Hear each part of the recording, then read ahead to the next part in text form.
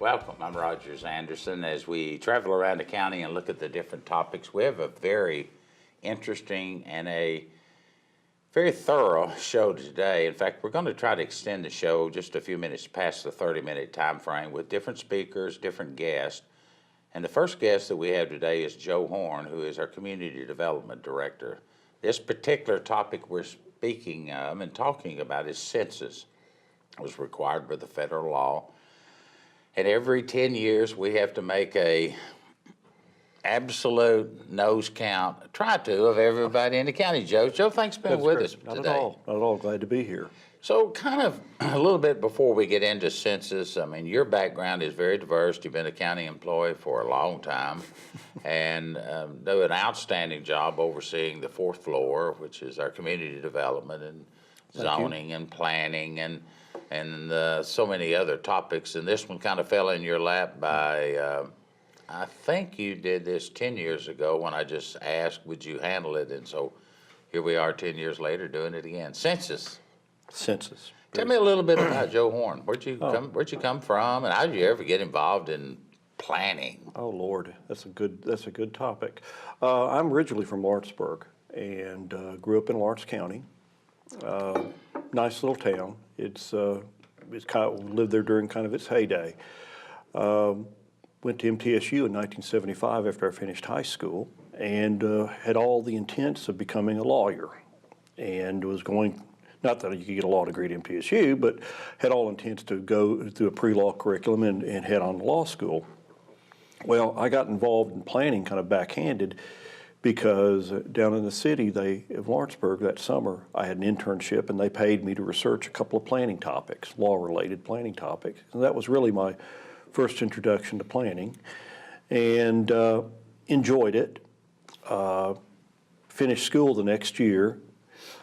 Wasn't ready to do anything for a while, and so I ended up taking a nice civil service exam and ended up working for Metro Planning and enjoyed that, and found out, though, that in my profession, generally speaking, you top out pretty young if you don't have a master's degree in planning. So I went to University of Tennessee in 1981, did 2 years worth of coursework, left and worked private real estate side mostly, and finished my degree finally in '85, finished my thesis, and worked again in local real estate related. In fact, I worked for a local real estate company. I was kind of their perhaps in-house planner, in the sense that I was monitoring the parts that no one really sees on planning of not only managing the jobs themselves, but also managing the interaction, making sure that submissions were made properly, that we were monitoring all those nice things that go with submissions, like letters of credit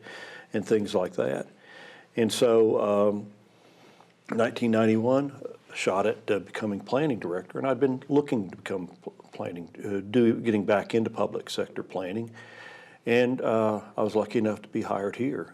And it's kind of ironic in the sense that I picked up about 6 years later and go, wow, this is sort of the job I always wanted when I was in grad school. And so y'all haven't been able to get rid of me since 1991. So one question, let me ask you before we go on to talking a little bit about census. What was your thesis on? Oh boy, it was the zoning of adult entertainment facilities, Metro Davidson County case study. Did they use it? I think so. Parts of it? I have no earthly idea, but I did not. I must say it was nice in the sense that I didn't necessarily have to go in the places, at least then. Anyway, let's shift gears a little bit before you get in trouble, and I do too, talking about that. Every 10 years, federal law, we have to do the census. Kind of take us through some of the background on the census. Well, actually, it is more than federal law. It is a specific part of the U.S. Constitution. And we've been holding these since 1790 on a 10-year basis. And the fundamental is you want to count everybody where they are and get an accurate count. Now, why do we do a count? Well, first of all, I think it's your civic duty. We're not called upon to do a lot of things as citizens, but we are called upon to do things like vote, perhaps, participate in the census. Because frankly, the participation in the census is how we set Congress, how we set local offices, be it county commissioners, be it state representatives and like that. So it's extremely important. And then to that extent, it also is a little bit about money. It's a little bit about how money is allocated. And finally, it is about one thing, and I think we are all about this, we hope to be, is about fairness. If your vote should count the same as someone else's vote. And as these representatives are based on, population and where you live, if you're not counted, somebody else might get that vote. But Joe, if I remember correctly, excuse me, that the cities do a census count almost every 2 or 3 years. That's correct. Why do the cities do that as opposed to the counties only doing it every 10 years? Well, for instance, the cities do it for, generally speaking, for the financial implications, because there is a lot of federal and state money that comes down to cities on a per capita basis. Now, you may remember this. The county did a special census back in 1994, I believe, and we attempted to do that, and we were able to piggyback on some of the data that the cities used. But it's geography; it's pretty difficult, and frankly, on a per capita basis, at least at that time, we would get roughly half the amount of money that the cities got per person by counting them. So likely from a cost-benefit analysis, it probably wasn't the best thing that we could do. When you look at why, I mean, you've touched on a few of those areas of why do we do a census? It's required. That's always a bad selling point. That's always a bad selling point, that's for sure. But let's dig down into that. How do you plan on doing this, Joe, in our county? Because in order for this to be, and there's an estimate, some people have said that we'll be somewhere around 230,000 people countywide on the turn of the century census. We had about 183,000 people at the 2010 census. Now, I'm rounding off, Yes, of course, but so that's a significant growth for a county, and we oftentimes, I know in a lot of the speeches I use, and I hear other men and women talking, that Williamson County is right up in there, percentage-wise, being the #1 fastest-growing county.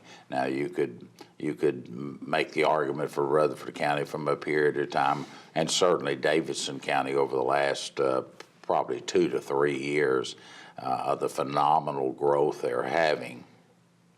There would be some that just will not participate in this, and we'll go to great effort to try to get numbers in, population numbers, a lot of data.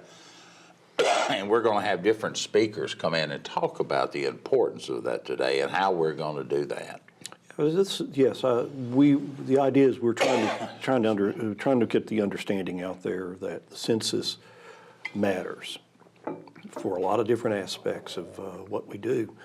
As far as outreach, the federal government, U.S. Census Bureau, is in charge of collecting the names. What we are doing here at the local level, though, by certain practices, has been establishing a complete count committee, which is a cross-section of this community where we use them as a sounding board.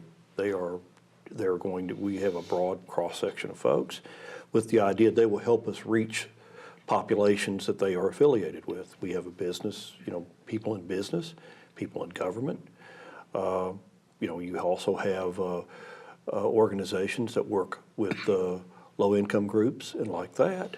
And the idea is we were hoping to create enough of a low-level buzz that when the census forms come, they know what they're getting. And instead of what is this all about? 10 years ago, I remember as we were doing the census count that someone pointed out that all dollars, whether local or state or federal, they're your dollars. It's through the taxation And that's a dirty word in this county, and it's a dirty word all across the United States. However, it's a fact of life that all of us have to file taxes one way or another. We pay them on our federal deductions. We don't have a state income tax, of course, and I hope we never do. But those tax dollars are setting up in Washington, and if we don't count the noses, if we don't count the people here in our county, those dollars will either sit there or go to some other place. So it's kind of important that we be able to recover those tax dollars based on a population base. More so at the local level, as you have a fast-growing county, fast-growing cities, it's even critical, it's just as critical to hold those property taxes down at the local level, because those programs are probably going to go on, and they're going to ask for those dollars, and we're either going to have to figure out a way to do them through the property tax base, or we're going to have to figure out a way to do it through the fee structure base. Yeah. And so we really do encourage everyone to participate in that, and we're going to try to get into some of the reasons people don't. I understand some people just don't want that information out there, but we'll have some people later on talk about how private that information is and when it's actually released. Right. So I know you've got two or three other people lined up. Who's going to be our first one you're going to bring in? We're going to you won't see it too much on television, but we're going to take quite a break here, and then the next person is going to come in. That's right. We're going to do this through the magic of editing. At any rate, Dave Thomas will be with us. He's over the county's IT department, and the IT department oversees how redistricting is handled at the county level. I think he can give some idea as to what we do with these numbers once we get them. Thank you. We'll break and get Dave coming in.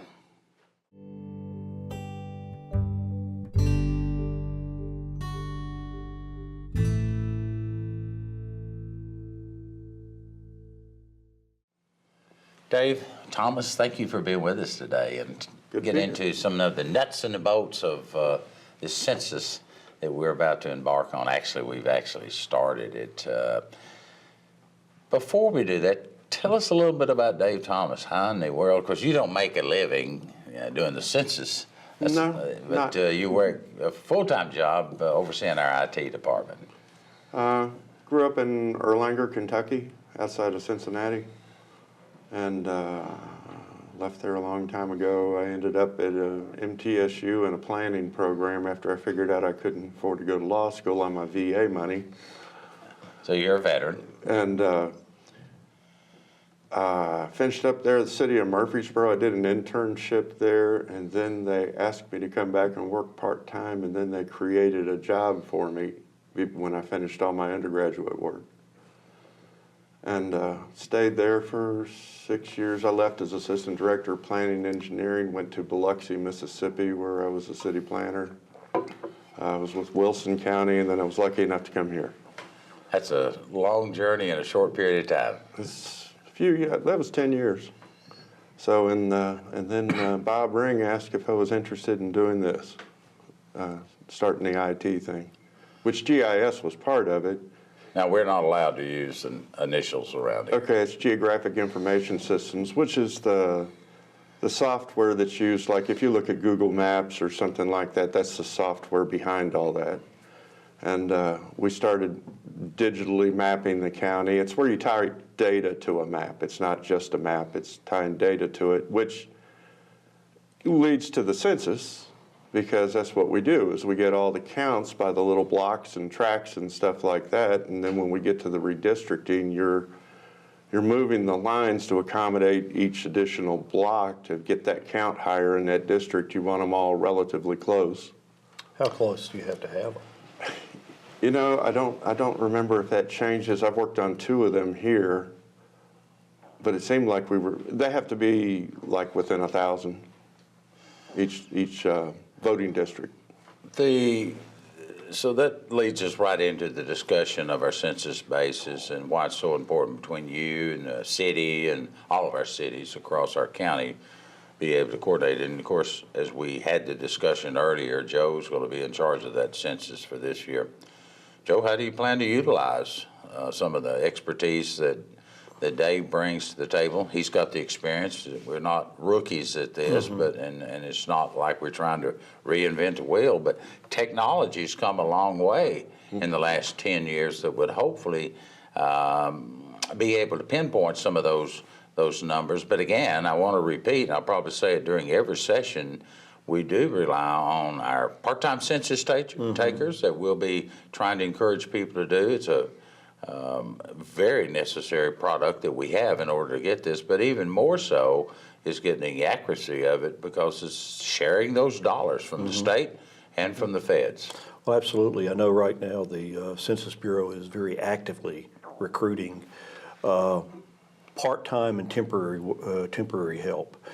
And there's going to be two, first of all, there is going to be this summer, we'll have canvassers out, and they're going to be verifying addresses. They're going to be, I'm not sure the exact mechanics of that, but the idea is they're wanting to, and in a county like this, it gets pretty important, because guess what? There's a new subdivision popping up about every other week, and it's not just, and it's happening countywide. So that's going to be a very important job. And then in the immediate aftermath of the census, what we're trying to do with the Complete Count Committee, what we're trying to do with a lot of these outreach efforts with that committee, is to try to get folks to respond first time and in place.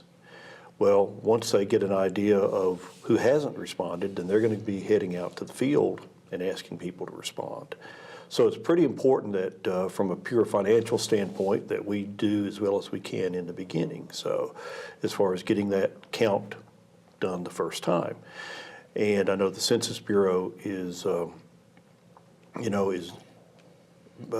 actively recruiting in this county, and they are, and I guess it's safe to say, they're also running into one of the problems with the county with full employment, which is they're having a hard time identifying the number of people they think they will need. And so some of my recent efforts have been trying to talk to municipalities and different groups and ask them to put the word out that there are employment opportunities. So I understand that during certain points of this show, we're going to flash up a phone number and email that people that are interested in some part-time employment, they can just access that and get it.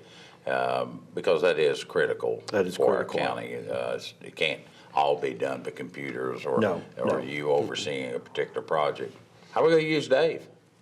Well, Dave on the front end, he's going to help us do some of our outreach via the county website, or his department will, and hopefully we'll get him enough people that he can they can go in and do some ciphering and help come up with new districts. I know that Franklin will have their own, Franklin, for instance, will have their own counts where they will be doing a variation of that for their 4 automatic wards like that. So, how's it look, Dave? How are you going to integrate? How are you going to do all this? Well, I think a lot of the, once we get the data, it's not that difficult. I think the hardest part is sitting on the floor when we go to redrawing district lines, to try and please everybody, because it changes things. I mean, you might remember Judy Hayes kind of got out of it, and everybody hated to see her go, but it just changed the line where she was in a new district she didn't even want to be in. I guess if you, I guess you imagine, the whole census tract routine. You basically got a nice big map of the county, and you got all these little geographic areas, these blocks, and you're trying to essentially take out a big virtual magic marker, because Lord knows we don't do that anymore, but a magic marker to say, how do we create 12 very similar districts by population? And that aren't too skewed. How do you let me back up and ask it a different way. So 2018 just ended, and we had approximately 2,400 building permits on a countywide basis, cities, unincorporated included. I don't remember the exact number, but I believe a good third of that was out of Franklin. And then it was sprinkled between fast-growing Nolensville, steady growth Spring Hill, and Brentwood kind of leveling off during 18, calendar year 2018. And the county represents unincorporated, when I say county, represented about 14 to 15% of that growth across our county during a one-year window snapshot. As we indicated earlier in the show when we were getting started, we're going from a population base of about 183,000 from 2010, somewhere around 230 will be my estimated number of growth. It is critical because we know in our districting, and even if you don't talk about Franklin's, the way they do their thing, because they've got those boundary lines of the city limits excluding annexation, but those lines are fixed unless they annex more land. But I remember some of the races that were occurring. One of our largest geographic areas, which didn't used to be that way, was in the Civil District 9th District, which used to be in the Grassland community. When you left Franklin, you were heading up towards Grassland, up towards the Green Hills area. It started somewhere around where Fieldstone ended, right along in that area, and it ran up just almost to Sneed Road, and then it kind of dogged around. It came back around New Highway 96. We'll ask Rick why we still call that New Highway 96 after 30, 40 years. And it comes back around through New Highway 96 and picks up again right as you enter into the Franklin city limits. Today, though, the 9th District runs from not only that area and expanded, but all the way down into Spring Hill. And Spring Hill now, because of its geographic population, we got 2 county commissioners per district. I mean, they're very fixed. Those 2 county commissioners may be the only county commissioners that represent city representation only. Used to, every county commissioner had part of the rural area, part of the city area. That's not true anymore as our cities continue to expand and grow. So it is for redistricting, and I'm very familiar with what happened in another district with Judy Hayes. I mean, there was no way to do it, and of course Judy, she's so graciously accepted. Well, so much of our growth happened around Spring Hill, and I think that was probably the fastest growing place on the last census, and so little around Fairview that first district had to be stretched way over just to accommodate the same amount of people that were broken into other districts. Well, and you look at Nolensville, well, it's just absolutely exploding over there. If you look at it, you just look at it in the number of schools that we're having to do. It's incredible what's happening over there in the Nolensville community. Falls right in with Spring Hill, and so again, all of these numbers mean something, and we're fortunate to have with us a little later a city manager from Franklin come over and get into some of the nuts and bolts, because to these cities, that's a large sum of money that's coming to them that they use for so many things. What other areas, Joe, are you going to create out of the IT department that you kind of we didn't do, say, 10 years ago? Or maybe I should be asking the question of you. Well, 10 years ago, we also wrote all the legal descriptions for the blocks and tracts. That's right, I forgot that. That was a 60-page document. Perry and I sat down and did that in 2 days. And this year? We'll probably do it again. Pretty good at it. I've worked on census. I worked on the 90 census. I worked on the 80 census. Different jobs, but I was part-time in college during the 80 census. So you worked on the 90, you worked on the census we did out in the county, 93, 94. And I did on the special census, and then I put together a special census when I was with the city of Murfreesboro in 86, and then I helped Jim Svoboda put together a special census with the city of Franklin in the early 90s. I think it's 2 per year, 2 per decade that they're allowed to do in special censuses. We'll have Eric Stuckey on shortly, and I think Eric might be able to tell us for sure, because I lose track of it. I do know that it seems that somebody is always, one jurisdiction or another, starting about 2 years after the the 10-year census starts doing a census. Joe, you bring up a good point. When's the actual official day that the President of the United States has to validate or sign? Well, he has to sign it by the end of 2020. So Census Day, everything is ramping up to Census Day. And, so Census Day is April 1, 2020. And actually part of the idea behind doing this show was the fact that we were hoping to use this show as sort of our kickoff, our one-year countdown to Census 2020, with the idea that April 1, 2019, we want to be able to say, this is coming, and try to make this show available on a number of outlets, and so that we're able to, again, as I said, achieve that kind of low-level buzz, because part of the whole thing with this is it's probably a lot like running an election. I haven't run any, but the idea until the election is over, did you do enough? And I think the idea here is you want to be, in a position where when the census comes, the forms, people have an understanding, kind of like getting a flu shot. It's not going to really hurt, and it's probably going to be good for you too. So once again, I'll ask the TV crew to kind of flash up for those people that might be interested in some part-time work, some seasonal work, to make contact, because again, that's what it's all about, getting workers. So our time's up with you, Dave. And Okay. Joe, who are you going to have on next? I think we'll have Mr. Stuckey join us. All right. He can talk. He can tell us a little bit about numbers. Appreciate it. Thanks, Dave. Okay.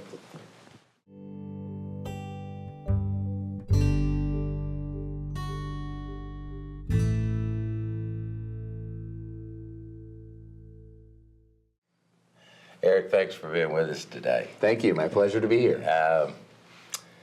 As we've done with the other people, talk a little bit about your past. You're the city manager of Franklin. Right before we came on, you reminded me that it's been 10 years. Yeah. 10 years since you have been as a city manager. Done an outstanding job. Recognized here in the last couple of years, city manager of the state of Tennessee. I mean, you have an incredible record, and we thank you for what you do. Well, thank you. It's a great place to be. I've been here 10 years. It's hard to believe. Probably the fastest 10 years I've had in my career, in my life, but it's been a great place to be and get to work with so many great people at the city, within the community, of course, partners here at the county. And I came here with a little bit of a county background. That's, I think, why Rogers liked me right away, because I Well, had some and let county me interrupt you. experience. You don't run into county administrators in the state of Tennessee. Yeah. I think it'd be a good thing, but I that's a think personal you're- opinion. No, I would agree some days. Yeah, but so that was a great experience for me. I'd worked in Hamilton County, Ohio for about 8.5 years. Which is what city? That's Cincinnati, and it also includes Cincinnati and about 38 other cities, townships, and villages. So it's a really interesting mix, and Cincinnati's only about a third of the population of the county, and the rest is in a very different blend of small cities and what they call townships, which we don't have so much here in Tennessee. But so it's a very interesting experience. I really enjoyed that, but also had some experience in cities and thought, well, if the right opportunity in a city came along, I would take a good look at it, and just all the pieces came together for Franklin, and it's been a great decision for me and for my family. So, Well, now I know you've got a couple of daughters, I have a daughter and a son. but excuse me, a daughter and a son. Yeah. Did any of them make their way into the University of Tennessee or to Vanderbilt? They did not. They all Where did they go to school, Eric? They kept true to their Ohio roots. They both are Buckeyes. I have one Buckeye graduate who has now come back closer to home and is in graduate school at Belmont. She's getting her doctorate in occupational therapy. That's my daughter, Beth. And my son, Scott, is a senior at Ohio State in biomedical engineering. And he'll be graduating this spring, and looks like he's heading to medical school next year. So Excellent. when you said that, and we'll jump into what we were doing, I was reading the paper this morning, and there's an article in about Coach John Calipari, the coach of the University of Kentucky, and everyone knows I bleed orange, but I'm going to read about this one. But it was about his daughter Yes, who's I saw doing that. medical research in the opioid area, working on the brain, and so they were asking Dad, Coach John, what do you think of that? He said, well, when I go to her lectures, I only listen for the verbs. I just thought, that what a better, you may be in that same way. Yeah, I think that's the way, but yeah, it is definitely Her the way. research is just so far working in that development. But a little side note. Yes, sir. Joe, how do we plan on using Eric Well, and the city of Franklin? Well, one of the things we've talked about with the census, we talked a little bit about representation. And now we're going to talk about some of the numbers that have come out. I know I've used this before. There was a recent study by, I think, the George Washington Center for Policy that estimated that each person counted is worth about $1,800 a year in revenues. This is in the state of Tennessee. And so knowing that how that is important to local government, and particularly in the cities, which tend to draw a larger share than that. And finally, like I said, it's significant enough that that's one of the motivations when Franklin does a special census every so often. Question came up in the prior session.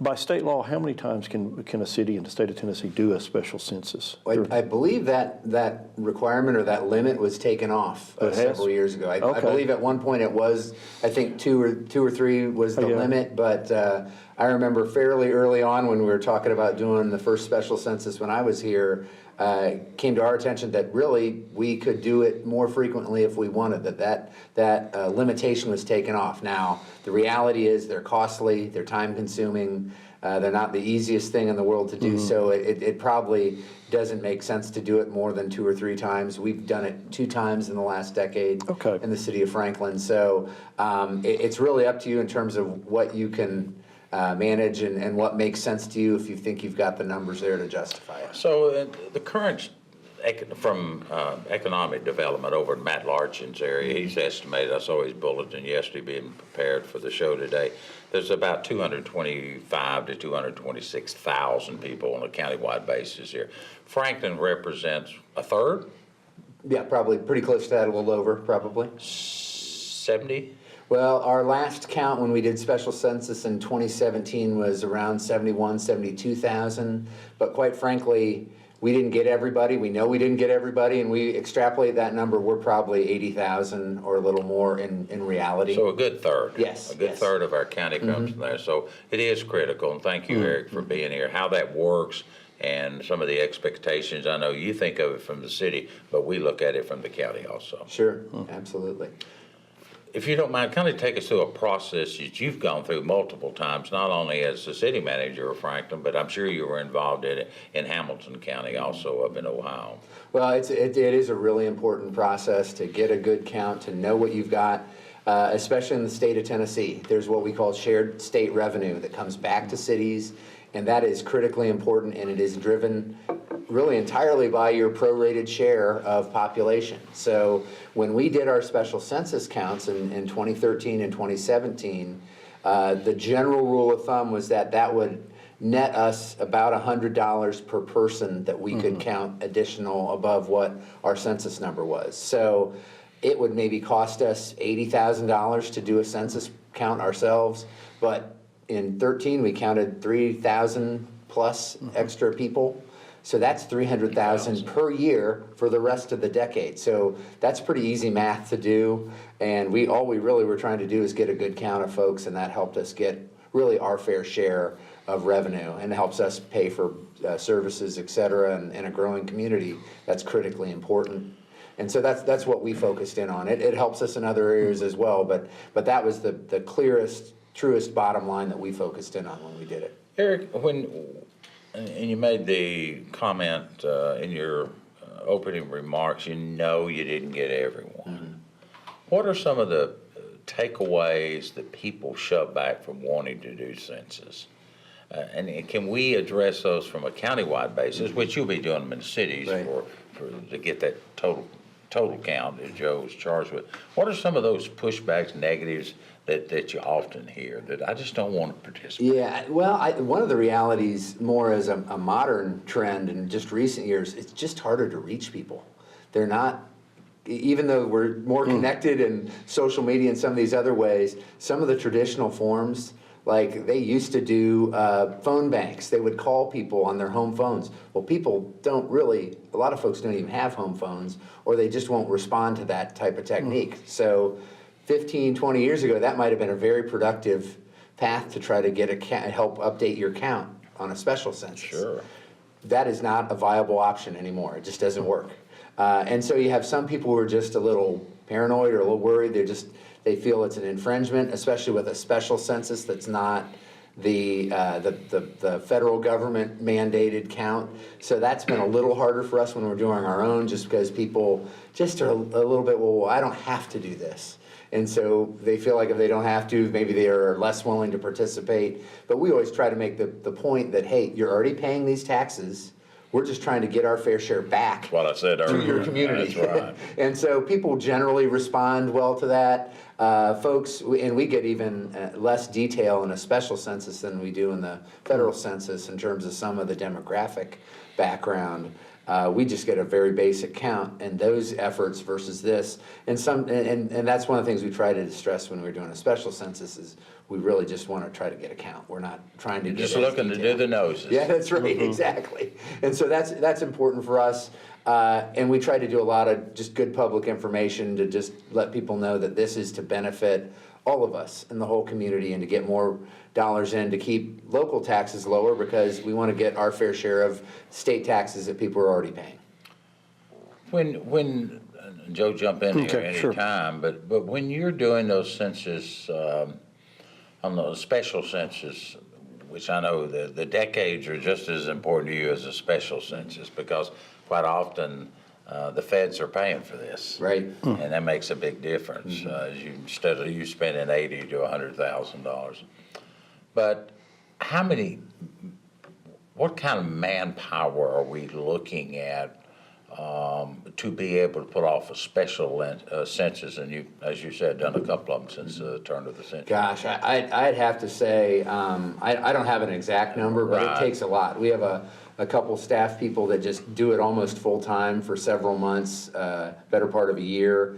And we tried to do part-time or seasonal employees, and it was hard for us to find. So we found the most productive thing was to just be willing to pay our own staff people some overtime and do that as sort of an extra job for the city. And we probably use 30, 40 of our own employees to just do that as extra work at different weekends, evenings, different times, to just help get the word out and help get those numbers. And so those folks just knew the city well. They're used to interacting with citizens and have a good rapport with just working with people. So that we ended up finding that to be our most productive way of staffing it, because it was hard for us to find temporary employees. So when the money does come from the state, we all know we're growing in population. There is no question about that. Now, whether they're over in Franklin or out in Bethesda or Fairview, that's a whole different question, so that money is distributed correctly. But that money comes into your general fund? Yes. And then how is that money spent? It's not earmarked, or it doesn't have to be earmarked for anything. You can use it for almost every project coming down the pike. Right, so it helps us with it goes into our general fund, which is our basic services, and we spend about half of every general fund dollar on public safety, so police and fire. So you just see how that translates into the service needs of a growing community. We need to provide those protective services, parks, street maintenance, all those things that are critically important. That's right where that money goes to help us support those. Doesn't go for water and sewer. It does not. That's its own business. That's its own business model. Yep. And the reason I brought that up, even over here in the county side, and every city I would say follows that same model, that money gets back into your community. Exactly. And it does help to hold those property taxes down, or in the case of American city taxes, and they've had one city tax increase in the last probably 30 years, Something some like that, yes. unbelievable number. But it is critical to think about. If you live in a city and you live in a county, you're putting it back in for better police, or paying for police and fire and all the general services that we have to provide on a day-by-day basis. Right. More questions? I was just going to say, first of all, I wanted to establish for the record, I did respond to both census. Thank you. We appreciate it. Appreciate that. Yeah. But the first time, too. But I know that one of the things that I'm working on with the Complete Count Committee is to improve our response rate. I know Williamson County overall was 82% in the 2010 census. And but you know, when you go through, the Census Bureau is always happy enough to show us where response rates were. And you know, for instance, we're sitting right now in the middle of probably the lowest response rate in Williamson County. This around the complex. around the complex too. And that's one of the things that we're working with different partners, be it the folks at the Housing Authority, be it folks at the nonprofits, trying to make inroads into those communities so that we can again get back to, you know, kind of avoid something you referenced. I think because we can learn a few lessons from where y'all had problems with response. There's a story I'm not going to identify, but I know that one of the other communities and one of their folks told me that they have trouble getting counts in gated communities. They can't even get access to even go in to do the follow-up. And so when I hear stories like Eric's and I hear stories like that, my feel is we have to do what we can up front to make sure that folks understand that this isn't going to hurt. How do you treat a college student? I'm curious. They're counted in place. In other words, if you're living in a dormitory, if you live in an old house, they do a count. For instance, if I wasn't in college in 1980.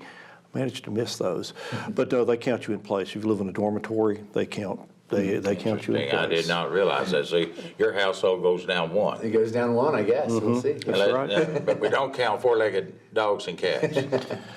Well, only if we can get away with it. No, I'm sorry. Eric, what have we overlooked without just beating it to death? Some ideas that, and I know you're a partner in it, like so many times cities and counties work together, and this is critical. I can't say that again. We need help. Part-time work is very difficult to find here in this county. What are some other things you might kind of wrap us up with as we close this session? Well, it is critically important. We talked about the financial end. It's how we get our fair share of especially state shared taxes that come back, which is depend on how you look at it, second or third highest revenue source in our general fund. So it's critically important financially, but it also helps us with grant opportunities when we pursue federal grants or state grants. Often population is a factor. The City of Franklin receives community development block grants, which are targeted to benefit low and moderate income households, which we definitely have in the City of Franklin. And our population helps us get, again, our fair share of those dollars to help serve the needs of low and moderate income families and people in our community. So that's critically important. It helps on the business and commercial end.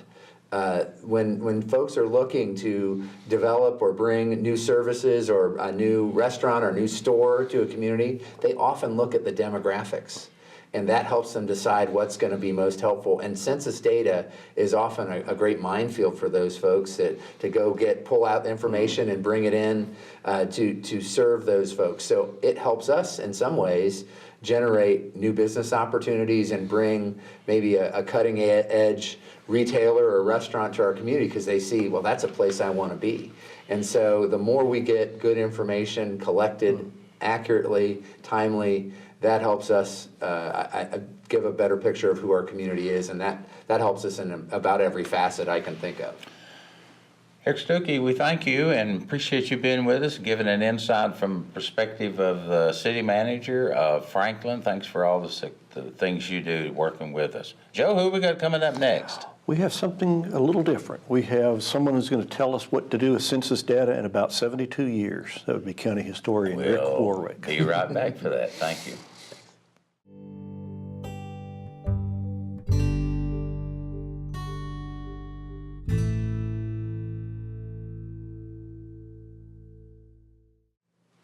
Rick, thanks for being with us today. Glad to do it.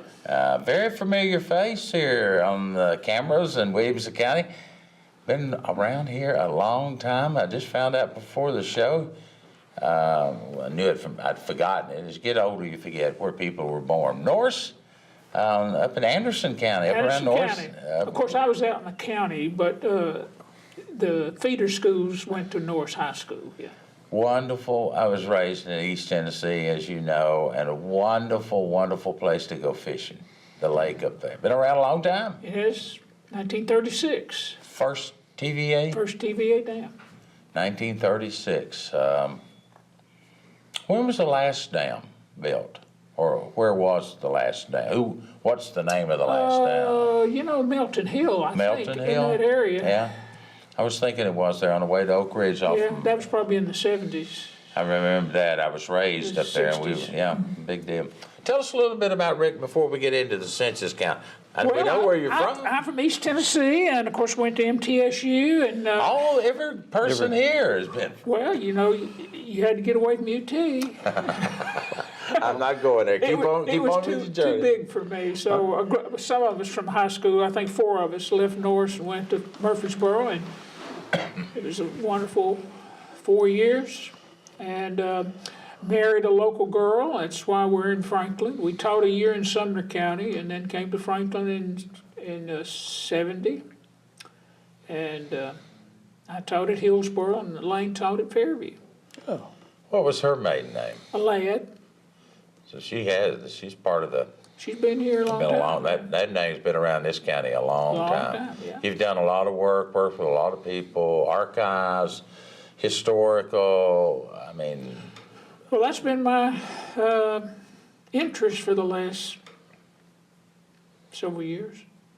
Yes. So Joe, how in the world have you managed to draw Rick into this conversation? Well, Not that he's from East yeah, Tennessee. well, that might have had something to do with it because he might not have known what he was in for. But that aside, though, a few weeks ago, I was on a tour of Roper's Knob, and there was a discussion about who the Roper family was and who owned the property and how they knew about the Roper family. And then at that point, they said, well, this came from the 1840 census is how we learned of the family. And then that kind of clicked with me because one of the things that happens with this is the census data is, I would say, invaluable for people, for historians. But it gives me a chance to make another point too. Rick, as much as Rick would perhaps like to, he won't get a crack at the 2020 data for 72 years, which I think is an important point to make. Now, what do you mean by that? It is not available except in very broad, very broad. This is how many people live in this census tract. 7 generations out. Yeah. The data that's received in 2020. Well, it's a privacy. It's privacy. It's privacy, and I think that's an important point to make because a lot of folks, we're not, current society's not doing us a lot of favors. You have people that find their Facebook accounts being used for ways they never dreamt they could be used for and everything, and so it's pretty important to make a point when we start talking about the importance of doing the census to take away to assure people that this data is not going to be available other than just the pure numbers for another 72 years. And not many of you are going to care about that when the numbers are released. He's kind of taking Rick's conversation away. But I need him to talk about what he does with the data, just as an example. For a historian and genealogy, is the most popular hobby today. And I probably not a day goes by that I don't refer to the census. It's so valuable. And you gave a good point there about Roper, because Roper never owned any land. He was a renter, a tenant. And if you wanted to know where he lived in the county, you wouldn't find it in the deeds. Because then it'll usually tell you, after 1836, it'll tell you what district they lived in or what stream they lived on. But in this case, you saw in the 1840s that he was living in the 8th district, and the people around him would have been the McEwens on one side, the Goffs on the other, and you could have been able to locate him.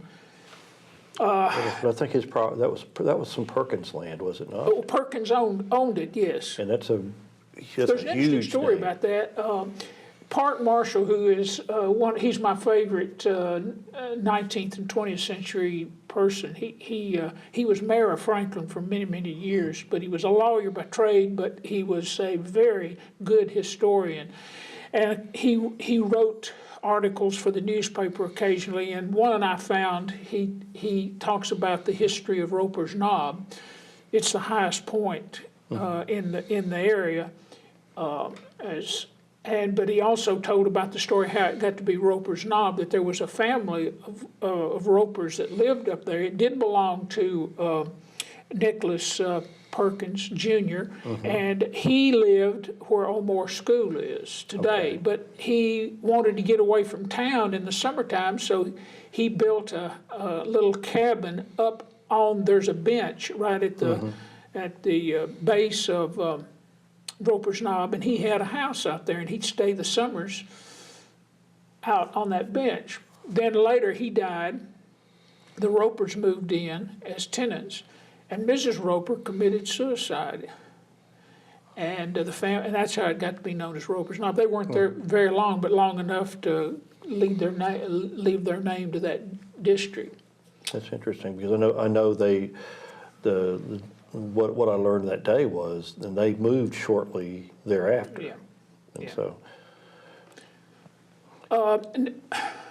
The most important thing about the census, as far as I'm concerned, is it tells you, at least after 1850, is the first time they listed occupations. Before that, it was a guess as to what these people did for a living. But it was a great resource to identify where they're living. By the 1840 census, it was already divided into civil districts. The state of Tennessee Constitution said that after 1835, the county was divided not into military districts, but into civil districts. Well, that really helps you pinpoint where people live. And I use it often for renters or tenant farmers of what district they're living in. oh, okay. And that helps, and that way if you're trying to find their grave, it'll kind of restrict you, to be looking in that area. Rick, you mentioned a term I hadn't thought of and maybe even knew about. You said military districts, and now we Yeah. talk in terms of civil districts. Yes, originally when the county was organized, it was divided up into military districts, and so there had to be there was a state militia, and then each county had militias, and they had the head of the militia. That was usually where the voting district was. So pretty much the military districts turned into being the civil districts. And that was around 18... Well, 1836 is when it was first, if you want to go to the county records, that's the first time you'll see people listed into what district they're in. And of course, then the deeds will say the 3rd district if it's at Right. Hillsborough, or 1st district if it's Well, at that is Ferndale. critical to change. That's a major change. It is a major change, and it's great. Now, of course, civil districts don't mean anything No. anymore because we've got voting districts to have to contend with, but they shift every. The civil districts were really not very well proportioned. The 1st district, of course, was a big area. It was the largest area. But it had a lot of people because those people multiplied. There's, if you have a family of 10 or 12, it's not uncommon. And there were some little districts that had very few people in it, but it was small. I don't know exactly how that determined, but that area, particularly around Wilson Pike, seemed to always have the least people with the best representation, which gave them more power in the county government. So there are a lot of critical mass needs of doing a census other than just the financial piece that we've talked with Eric and that I know about. It's that chronological, the historical perspective of it and what that really means. It takes 72 years for that information to be released. So this year in 2019, whatever 70. That would be 2092. We won't have to worry No, about I'm going back the other way. Oh, the other Oh, way. the other Oh, way, yeah. yeah. Yeah, I guess Well, that- they have just released the 1930s census. 1930s, Yeah. Yeah. which would be around the Depressional time. Oh, yeah, that was. One of the things that the census is so good for genealogists in particular, because you're going into a family and it will tell you the relationship. It's usually the man who's the head of the family. If it's not, it's usually the oldest female. And then it'll tell you the relationship. So times you may have a house full of people, but they're not all necessarily kinfolks. It may be a servant. It could be a renter, a boarder they'll have on there, or it could be like a nephew or niece, stepchildren. And it really is helpful for people doing research on families, because there may be a person pops up in there and you don't know who in the devil they are. But if you trace it down, you'll find out maybe he may be an illegitimate child.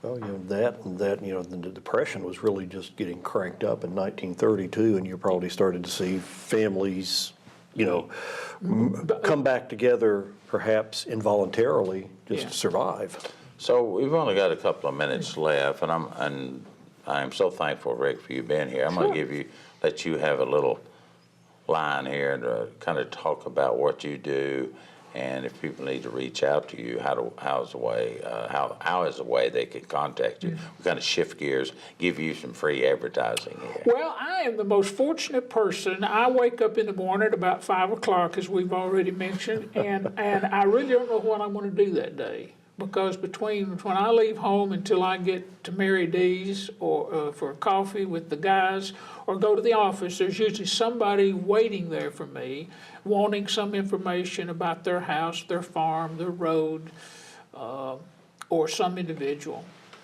And so what better, I never lose interest in what's going to happen that day, and don't know what's going to happen that day. Latest book? I've got one ready to go to press. It's being proofread for about the third time now, but it's everything from the square, north and east. So it takes in north margin, south margin, east margin, 2nd Avenue, Bridge Street, East Main Street, and Church Street. So only in the confines of the city Only now. in the city. I've done, last year I did a walk down Main Street, West Main, which I started at 5 Points and went to 11th Avenue. Identified every house and the people that live there today. And I was fortunate I had a lot of good photographs of the people that lived there that built the house. Then I did a history of the square, which that's an important, there's a lot of questions about the center of the square today. And I had a lot of nice old photographs to describe the buildings that used to be there. And then, so what was that? Oh, I did one that did the whole county last year, 2 of them that did the whole county. One was rural scenes, which I had a lot of pictures that had mules and horses and cows and sheep and, hogs and all this kind of stuff, plus sawmills and things like that. And You're very busy, very active, and we're also about out of time. Joe, thanks for kind of Thank coordinating all of this. Once again, want to remind people, census is important. It's also the law. And if you're interested in work, there's a number that'll flash across the screen at the lower part of us. Please reach out and help us. But if you don't want to work, we still need your nose counted. It is so important. We have found from Rick, 72 years later, he uses a lot of his research, and currently, as Eric indicated, for the funding mechanism. So thank you for being with us during this expanded show as we travel around the county. See you the next time. Have a good day.